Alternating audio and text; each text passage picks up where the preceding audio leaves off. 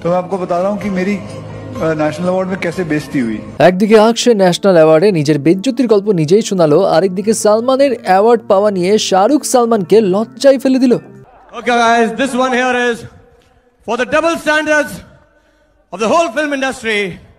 And live কনসার্টের একদম করুণ পরিণতি ফুটে উঠল এই অরিজিৎ সিং এবং বিলি আইলিশের এই সমস্ত ভিডিওগুলোতে। যাই হোক, এখন থাকছে কয়েকটা ঝাঁঝালো ভিডিও নিয়ে রমরমা গসিপস। সো প্রথমেই আসা যাক অক্ষয় কুমারের কাছে। অক্ষয় কুমার বেচারা দুটো ন্যাশনাল অ্যাওয়ার্ড পেয়েছে, একটা হচ্ছে 2017-তে রুস্তামের সময়, একটা 2019-এ প্যাডম্যানের সময়। তো 2017-তে যখন সে প্রথম ন্যাশনাল অ্যাওয়ার্ড পায় তখন তার ঝুলিতে ছিল 135টার মতো সিনেমা। আর দ্যাট টাইম সে ন্যাশনাল অ্যাওয়ার্ড নিতে যায় এবং তার পাশে ছিল মালায়ালাম আরেকজন অ্যাক্ট্রেস, এবং সেই অ্যাক্ট্রেস আবার অক্ষয়ের ভক্ত ছিল। বাট এই অ্যাক্ট্রেসের কারণেই অক্ষয় কুমার পড়ে গিয়েছিল লজ্জায়।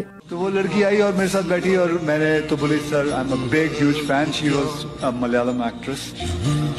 मैं बड़ा प्राउड फील कर रहा था कि मुझे नेशनल अवार्ड मिला। तो बोला sir how many films have you done? मैं बोला I have done about 135 films. तो फिर मैंने पूछा how many films have you done? Sir this is my first film. तो बस ये मतलब उसने पहली पिक्चर में आके नेशनल अवार्ड लेके चला गया, तो मैं क्या बोलूं। রাজু ভাইয়া, কোয়ালিটি ওভার কোয়ান্টিটি এটাই দেখাই দিল।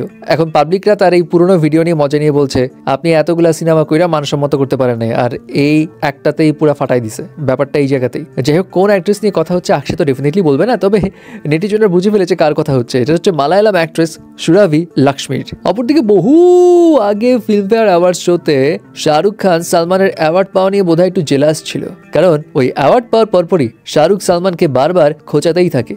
বিষয় হলো, শাহরুখ অন স্টেজে জানায় সালমান খান নাকি কাপড় চেঞ্জ করার সময় বলেছিল শাহরুখ আমি কখনোই অ্যাওয়ার্ড শো গ্রহণই করবো না, এবং শাহরুখ তখন সালমানকে জিজ্ঞেস করে Now you tell me, how did he accept this one?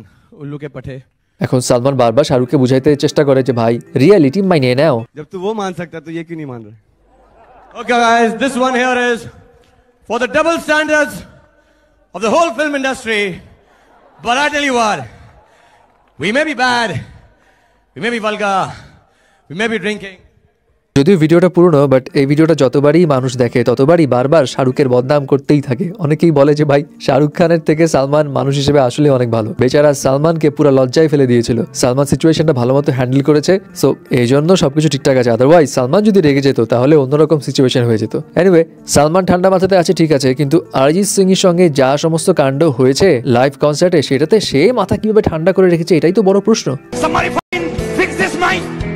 হ্যাঁ, আমরা জানি অরিজিৎ সিং এর মেজাজ একটু হট থাকে লাইভ কনসার্টে, বাট একটা ভিডিওতে দেখা যায় Arijit Singh live concert perform করছে, কিন্তু তার দিকে ছুড়ে মারা হচ্ছে ব্যাগ, মোবাইল কভার, পেন, নানা রকম কিছু, কিন্তু তারপরেও সে ধৈর্য ধরে পারফর্ম করেই যাচ্ছে। এই ভিডিওটা দেখে অনেকেই বলছে এটাই হচ্ছে লাইভ কনসার্টের করুণ সত্যতা। এমনটাই ঘটে, পাবলিকরা অটোগ্রাফ নেওয়ার বাহানায় যাচ্ছে তাই ছুড়ে ফেলে দেয় আর্টিস্টের গায়ে, একবারও চিন্তা করে না যে এই বিহেভিয়ার গুলা কতটা ইনঅ্যাপ্রোপ্রিয়েট। অবশ্য শুধু এটা ইন্ডিয়াতেই হয় না, এটা বাইরের দেশ হলিউডেও হয়, যেমন বিলি আইলিশের এই কনসার্টেও ঘুরেছিল তার সঙ্গে এমনই কিছু।